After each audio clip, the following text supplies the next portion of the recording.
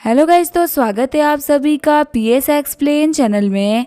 तो last episode में हमने देखा था जनरल मैनेजर बोल रहे होते हैं सेक्रेटरी किन जाके मिस जुई के लिए कॉफी लेके आइए। कियान बोल रही होती है मैं नहीं जाऊंगी, मैं ना यंग मास्टर की पर्सनल सेक्रेटरी हूँ, मैं कोई जुई की सेक्रेटरी नहीं हूँ। और जनरल मैनेजर याद रखो तुम्हारे पास में ना इतनी अथॉरिटी नहीं है कि तुम मुझे ऑर्डर कर सको। जनरल मैनेजर बोल रहा होता मैं पहले जिस पोस्ट पे था ना उसी पोस्ट पे आज भी हूँ, लेकिन तुम्हारे यंग मास्टर को तो कंपनी से लात मार के बाहर निकाल दिया गया है। अगर तुम कॉफी लेके नहीं आ सकती ना तो तुम्हें भी तुम्हारे यंग मास्टर की तरह कंपनी से लात मार के बाहर निकाल दिया जाएगा। कियान बोल रही होती है ठीक है, मुझे क्विट करने में ना कोई भी दिक्कत नहीं है। जीएम बोल रहे होते ठीक है फिर तुम निकल सकती हो। कियान बोल रही होती है एक दिन ली फैमिली ना फिर से इस कंपनी को ऑन करेगी और उस दिन मैं वापस आऊंगी और तुम्हें इस कंपनी से ना सबसे पहले बाहर निकालूंगी। सीन चेंज होता है, हम देखते हैं ली जियामू को जिसके पास में मरे हुए डू सावई की फोटो आई होती है। ली जियामू सोच रहा होता है ये बात तो कंफर्म हो चुकी है कि डू सावई ना मारा जा चुका है।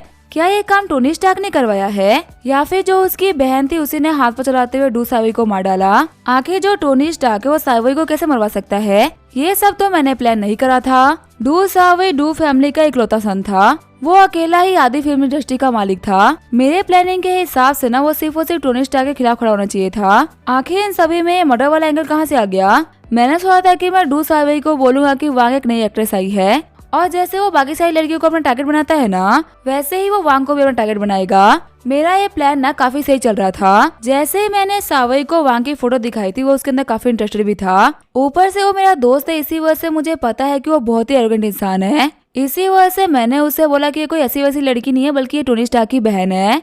तो उसने एरोगेंस में आके बोला कोई बात नहीं फिर भी देख लेंगे।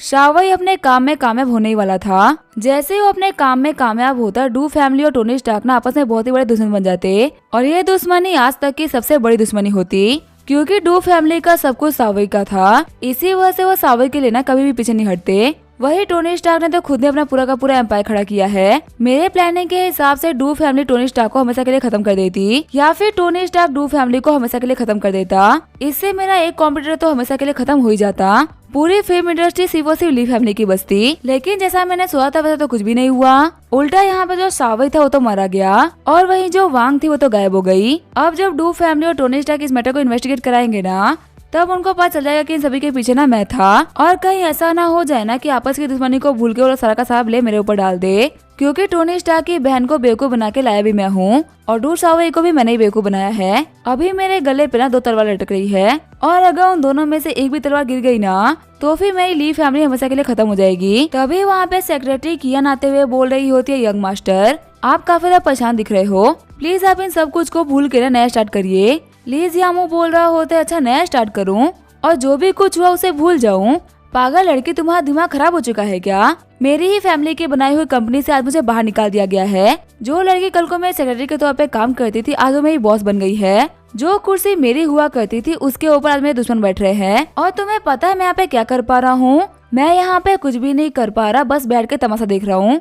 और जो भी प्लान मैं साइड से बना भी रहा हूँ ना वो सारे के सारे मेरे ऊपर ही भाई पड़ रहे हैं। तुम्हें नहीं पता कि आखिर अभी तक मुझे कितनी ह्यूमिलिएशन को झेलना पड़ा है। पूरी दुनिया जानती है कि जुई मेरी सेक्रेटरी थी। अब जबकि वो सैंगटियन की बॉस बन चुकी है ना तो मेरे सारे के सारे ही दोस्त मेरा मजाक उड़ा रहे हैं। वो कमीना टोनी स्टार्क जो कि मेरा सबसे बड़ा राइवल है आज वो मेरा बॉस बन चुका है और ऊपर से मेरे ही प्रोडक्शन हाउस के अंडर में उसकी बहन गायब हो गई। छोटे मोटे मैटर पे तो उस बंदे ने मुझे नहीं छोड़ा। अगर उसको गलती से भी ये पता चल गया ना कि आखिर मैं उसकी बहन के साथ में क्या करवाने वाला था तो मुझे नहीं छोड़ेगा। मेरी लाइफ में इतना सब कुछ चल रहा है और तुम बोल रहे हो कि मैं सब कुछ भूल जाऊँ? कियान सोच रही होती है यंग मास्टर ना सच में काफी परेशान हो चुके हैं। वो यहाँ पे किसी हारे हुए एम्परर की तरह बात कर रहे हैं जिसकी सारी की सारी चालें उसके ऊपर उल्टी पड़ चुकी है और अभी वो जहाँ पे भी देख रहे हैं ना वहाँ पे सिर्फ और सिर्फ हार और निराशा ही दिख रही है। इसी वजह से अपना सारा गुस्सा मेरे ऊपर उतार रहे हैं। कभी कभी तो मुझे भी लग रहा है ना कि जुई ने बिल्कुल ठीक करा, एटलीस्ट उसे ये ह्यूमिलिएशन तो नहीं झेलनी पड़ रही ना। ली जियामू बोल रहा होता है कियान भले मैं सैंटियन से निकल चुका हूँ लेकिन तुम्हें कैसे भी करके सैंटियन में रहना ही होगा। अगर तुम वहाँ से निकलोगी ना तो फिर सैंटियन हमारे हाथों से पूरी तरीके से निकल जाएगा। कियान बोल रही होती है क्या मुझे रुकना पड़ेगा? लेकिन यंग मास्टर मैं तो आपके सेक्रेटरी हुआ करती थी ना, अगर आप ही कंपनी में नहीं रहोगे तो फिर मेरा क्या रोल होगा? यंग मास्टर मुझे समझ में नहीं आ रहा कि आखिर मेरे वहाँ पे रहने से क्या ही फायदा हो जाएगा। ली जियामू सोच रहा होता है मुझे शरीर के ऊपर ना भी गुस्सा नहीं करना चाहिए। मैंने पहले जुई के साथ में भी सेम ही करा था लेकिन आज जब वो मेरे खिलाफ खड़ी है ना तो मेरे को समझ में आ रहा है कि आखिर जुई की मेरी लाइफ में क्या वैल्यू थी। अगर मैंने कियान के साथ अभी ऐसा ही कर दिया ना, तो फिर ऐसा ना हो जाए कि कल को ये जाके मेरे राइवल के साथ में मिल जाए। अभी ना मुझे लड़की को थोड़ा सा प्यार से मनाना होगा। ली जियामू बोल रहा होता है, कियान तुम ना जुई के साथ में बड़ी हुई हो, तुमने सेम ट्रेनिंग करी और हर चीज ना सेम ही देखी है। मैंने तो ये भी सुना था कि तुम लोग काफी अच्छे दोस्त भी रह चुके हो। मुझे पूरा भरोसा है ना कि जुई तुम्हें कंपनी से बाहर नहीं निकालेगी। और तुम्हें पता है कंपनी में ना अभी भी मेरे काफी सारे लोग हैं, लेकिन मैं उन सभी के ऊपर ना भरोसा नहीं कर सकता। जिसके ऊपर मुझे पूरा भरोसा है ना वो सिर्फ और सिर्फ तुम हो। तुम्हें पता तुम ना शैंगटियान में मेरे आंखों कान बन के काम करोगी, और मैं चाहता हूँ कि तुम लाइफ टाइम ना मेरे आंखों कान बन के रहो, क्योंकि मैं सदा भरोसा ना सिर्फ और सिर्फ तुम्हारे ऊपर कर सकता हूँ। तुम समझ सकती हो ना कियान। कियान सोच रही होती है आखिर अब मैं क्या करूँ। अभी मैं थोड़े टाइम पहले ना जनरल मैनेजर से बहुत ही बड़ी फाइट करके आ रही हूँ, वो भी सिर्फ और सिर्फ छोटी सी कॉफी के ऊपर। मैं तो यहाँ पे यंग मास्टर से यही बोलने के लिए आई थी कि मैं रिजाइन करने वाली हूँ, लेकिन ये तो मेरे को बोल रहे कि मुझे कंपनी में रुकना होगा। अगर मैं वापस गई तो वो जनरल मैनेजर मेरे साथ में क्या करेगा। ये तो पक्का है कि वो मेरे को सेक्रेटरी के पोस्ट पे नहीं रहने देगा। मेरे जो ये कहे हुए वर्ड्स है ना वो मेरे ऊपर काफी ज्यादा भारी पड़ने वाले हैं। क्या मैं यंग मास्टर को मनाने का ट्राई करूँ क्या कि मुझे कंपनी वापस नहीं जाना। लेकिन अभी ने मुझसे काफी ज्यादा प्यार से बात कर रहे हैं, और ये तो मुझसे कभी भी ऐसे बात नहीं करते। कियान को पकड़ते हुए ली जियामू बोल रहा होता है, तुम्हें पता है अब ना मेरे लिए मेरी सारी प्रॉपर्टी सिर्फ और सिर्फ तुम हो। और मुझे ना ये भी समझ में आ चुका है कि वफादार लोगों से ज्यादा कीमत ना किसी भी चीज की नहीं होती। और अगर आपके पास में एक वफादार इंसान है ना, तो वो आपके लिए आपकी लाइफ में सबसे ज्यादा इम्पोर्टेंस रखता है। पता है कियान मैं किसकी बात कर रहा हूँ? मैं तुम्हारी बात कर रहा हूँ। मुझे पूरा भरोसा है कि तुम्हें दिए हुए टास्क को ना पक्का से पूरा करोगी। कियान बोल रही होती है, हाँ यंग मास्टर मैं अपना बेस्ट दूंगी। आगे जो कियान होती है वो शैंटियान ग्रुप वापस आ गई होती है। जनरल मैनेजर बोल रहे होते हैं, सेक्रेटरी कियान आपको जल्दी वापस नहीं आ गई? आपके गुस्से को देख के लग रहा था ना कि आप कल तक वापस नहीं आओगी। वैसे आपने सही किया, आप जल्दी वापस आ गई। जब रिजाइन करना ही है तो आज करो या फिर कल करो, क्या फर्क पड़ता है। आप बिल्कुल भी टेंशन मत लो, हम लोगों ने पहले साथ में काम कर रखा है, इस बात का मैं लिहाज रखूंगा। और आपके रिजाइनिंग पेपर्स को ना मैं खुद ही तैयार करूंगा। मैं मेक श्योर करूंगा कि आपको रिजाइन करने में ना कोई भी तकलीफ ना आए। वैसे भी आप तो हमारे चेयरमैन की सेक्रेटरी थी ना, मेरे से छोटा मोटा जनरल मैनेजर आपके लिए इतना काम तो कर ही सकता है। वैसे एक बात बताइए कि आप इसके ऊपर नॉर्मल पेन से साइन कर दोगी या फिर आपके लिए माउंटेन पेन मंगाए? वो क्या है ना कि हम तो छोटे मोटे लोग हैं, हम तो नॉर्मल पेन से काम कर ही लेते हैं, लेकिन सेक्रेटरी कियान तो यंग मास्टर ली जियामू के सेक्रेटरी है, ये थोड़ी ना हमारे छुए पेन से साइन करेंगी। कियान बोल रही होती है, जनरल मैनेजर फैंग आप तो बहुत ही मजाकिया हो, सच में आपके जोक्स ना बहुत ही फनी होते हैं। मैं तो बस ये कहने के लिए आई थी कि मैं सुबह ना काफी टाइम फंसी हो गई थी, और अगर मैं सच कहूँ ना तो वो सब कहने का मेरा कोई मीन नहीं था। मेरी प्रॉब्लम को तो आप भी समझ ही सकते हो ना। वैसे मुझे ना आपसे एक रिक्वेस्ट करनी थी, क्या मैं कंपनी में वापस आके अपने काम को कंटिन्यू कर सकती हूँ? मुझे लगा कि मैंने जिस कंपनी के अंदर इतने सालों तक काम करा है उस कंपनी को ऐसे कैसे छोड़ दूँ। चाहे कुछ भी हो, कंपनी के साथ में तो बने ही रहना है। ली फैमिली से तो क्या ही फर्क पड़ता है, हमारे लिए तो शैंटियान ग्रुप जरूरी है ना। जनरल मैनेजर बोल रहे होते, सेक्रेटरी किन क्या आप सच में सेक्रेटरी किन ही हो ना? मेरे को तो लग रहा है कि मेरे कान बज रहे हैं। मुझे लाइफ में कभी भी लगा था ना कि मुझे आपके मुंह से सब कुछ सुनने को मिलेगा। सुबह आप ही बोल रही थी ना कि आप ली जियामू के अलावा किसी और को सर्व नहीं करोगी। मैंने आपसे सिर्फ एक सिंपल सी बात कही थी कि आप प्रेसिडेंट जुई को लाके कॉफी दे दीजिए, लेकिन आपने तो मुझे उस बात के लिए बहुत ही हड़का दिया था। आपको पता है मैंने आपके बिहेवियर को देखते हुए ना आपको इस कंपनी से बाहर निकलवा दिया था। अब आप बोल रही हो कि आपको कंपनी में वापस आना है, लेकिन आप मुझे माफ करेगा, सेक्रेटरी के तौर पे तो वापस नहीं आ सकती। आपको पता है मैंने ना सुबह ही रिपोर्ट कर दी थी कि जो सेक्रेटरी कियान है ना वो कंपनी को छोड़कर जा चुकी है। सही बताओ ना तो प्रेसिडेंट जुई को बात सुनकर बहुत ही बुरा लगा था। फिर उन्होंने बोला कि मजबूरी में ना किसी और को सेक्रेटरी के तौर पे अपॉइंट कर दो, और हमने आज दोपहर में ही ना एक नया सेक्रेटरी रख लिया। तो फिर सेक्रेटरी कियान या फिर मैं यूँ बोलूँगी कियान, अगर आपको फिर से इस कंपनी को ज्वाइन करना है ना तो आपको इस कंपनी के अंदर शुरुआत से शुरुआत करनी होगी। अभी कंपनी में ना सिर्फ और सिर्फ एक ही वैकेंसी बाकी है, वो है टॉयलेट को साफ करने वालों की। उम्मीद है कि आपको ये जॉब करने में कोई भी तकलीफ नहीं होगी, और अगर आपको तकलीफ है तो इस कंपनी में ना आपको अभी जॉब तो नहीं मिल सकती। जब हम कभी वैकेंसी को रिलीज करेंगे ना तब आप आना। कियान बोल रही होती है, अरे नहीं नहीं, टॉयलेट को क्लीन करने में क्या ही दिक्कत है। आप तो मुझे सिर्फ और सिर्फ ये बताइए कि मुझे कब स्टार्ट करना है।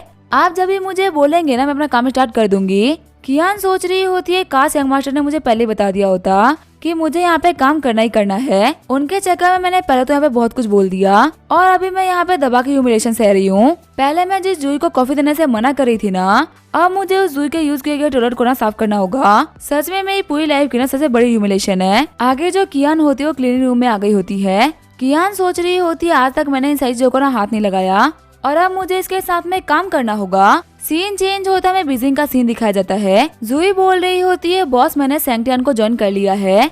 मैंने आपको पहले बताया था ना कि हमने इस कंपनी को एक्वायर कर लिया है। मैं आपसे यही पूछी थी ना कि आप कब आओगे। टोनी बोल रहा होता है, तुमने इतनी जल्दी सैंगटियन को ज्वाइन भी कर लिया।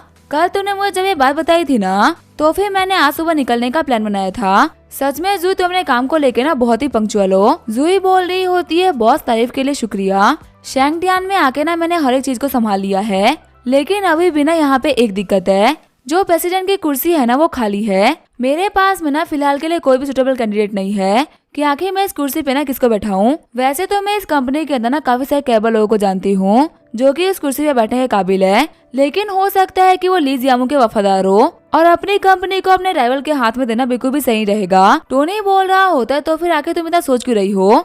एक काम करो, तुम खुद ही प्रेसिडेंट बन जाओ। ये तो एक पोजीशन ही है ना, तुम तो इसे काफी जल्दी संभालोगी। टोनी की बातों को सुनते हुए जूही एकदम शॉक्ड हो गई होती है।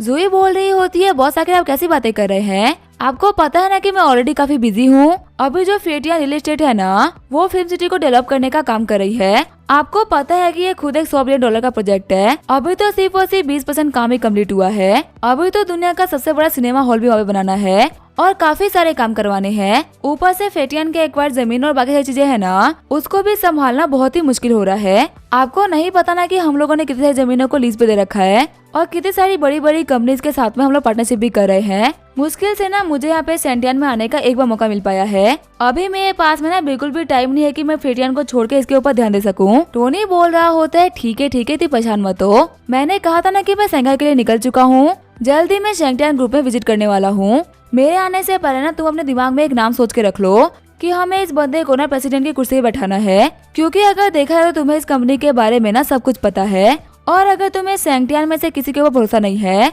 तो फिर एक काम करो, तुम फेटियन में से किसी को बैठा दो और उसको सारे काम के बारे में सही तरीके से समझा दो। अगर ये प्लान काम करता है तो फिर ठीक है, नहीं तो फिर मैं तो आ ही रहा हूँ। फिर जो टोनी होता है वो कॉल को कट कर देता है। टोनी सोच रहा होता है, वांग को शूटिंग पे गए हुए पूरा का पूरा एक दिन हो चुका है। पता नहीं उसकी फिल्म की शूटिंग कैसे चल रही होगी। इस बार ना मैं उसके एक्शंस के ऊपर बिल्कुल भी ध्यान नहीं दे पा रहा, क्योंकि मेरा मानना है कि मैं उसका बड़ा भाई हूँ और मुझे उसके एक्शन को रेस्ट्रिक्ट करने की बिल्कुल भी जरूरत नहीं है। उसे जो भी कुछ करना है लाइफ में वो करे। ऊपर से वो डायरेक्टर हुआंग है ना, उसकी रेपुटेशन काफी अच्छी है। वो पक्का से कुछ गलत तो नहीं करेगा। मैंने सुना है कि जो बुसान एरिया है ना, वो शंघाई के काफी पास है। अपने काम को कंप्लीट करने के बाद मैं जाके एक बार वांग से मिलूंगा। तब तक के लिए उसे कॉल करके परेशान करना बिल्कुल भी सही रहेगा। डेजी बोल रही होती है, मिस्टर स्टार्क क्या आप शंघाई जा रहे हो? आपकी बातों को सुन के लगा था ना कि अभी कोई बिजनेस मीटिंग है। टोनी बोल रहा होता है, हाँ कुछ दिनों पहले ही ना मैंने एक छोटी सी कंपनी को एक्वायर किया है और आज मैं उसी को ना देखने के लिए जाने वाला हूँ। आप भी शंघाई जा रही हो ना? चलिए मैं आपको दिखाता हूँ कि मैंने कौन सी कंपनी को एक्वायर किया है। सीन चेंज होता है, सैंगटियन का सीन दिखाया जाता है। एक लड़की मेकअप करते हुए बोल रही होती है, जियाजी तुम्हें पता है मिस्टर स्टार्क ना कंपनी आ रहे हैं। जियाजी बोल रही होती है, मिस्टर स्टार्क का नाम कितना प्यारा है ना। मैं बहुत ही खुश हूँ कि हमारे नए बॉस मिस्टर स्टार्क बन गए। आज तक मैंने उनके बारे में बहुत कुछ सुना था। वो एक बहुत ही यंग और सक्सेसफुल टाइकून है। ऊपर से वो दिखने में ना किसी भी सेलिब्रिटी से बहुत ही हैंडसम है। आज उनको पहली बार मुझे रियल लाइफ में देखने को ना मौका मिलेगा। पहली बार लड़की बोल रही होती है, मैं तो बस भगवान से प्रे कर रही हूँ ना कि एक बार के लिए मिस्टर स्टार्क की नजर मेरे ऊपर पड़ जाए। अगर उन्होंने मुझे पसंद कर लिया ना तो फिर मुझे जिंदगी भर कोई भी काम करने की जरूरत नहीं है। वैसे मैंने सुना है कि मिस्टर स्टार्क ना बहुत ही खुले हुए दिल के इंसान है। बस उनके इस बड़े से दिल के अंदर ना मेरे को छोटी सी जगह मिल जाए। जियाजी बोल रही होती है, तुमको ज्यादा ही बड़े बड़े सपने नहीं देख रही? तुम्हें पता है मैं ना PR डिपार्टमेंट के अंदर काम करती हूँ, तो फिर उनके और मेरे मिलने के तो काफी सारे चांसेस है। पर तुम्हारा जो डेस्क है ना वहाँ पे तो बिल्कुल भी नहीं आएंगे। फिर भी तैयारी तो कर ही लेते हैं, क्या पता वो गलती से हम लोगों से टकरा जाए। उन लोगों की बातों को सुनते हुए कियान सोच रही होती है कि टोनी स्टार्क आने वाला है। लगता है कि इस कंपनी का प्रेसिडेंट ना वो खुद ही बन रहा है। देखा जाए तो अभी मेरी कंपनी की पोजीशन ना काफी नीचे आ चुकी है और एक टॉयलेट क्लीनर के तौर पे ना मैं यंग मास्टर की बिल्कुल भी हेल्प नहीं कर पाऊंगी और मेरे पास में सिर्फ और सिर्फ एक ही चारा बचा है। मुझे कैसे भी करके टोनी स्टार्क के करीब बना होगा। अगर मैं ये करते हुए उसकी सेक्रेटरी बन गई ना तो फिर मुझे काफी सारे बेनिफिट्स हो सकते हैं।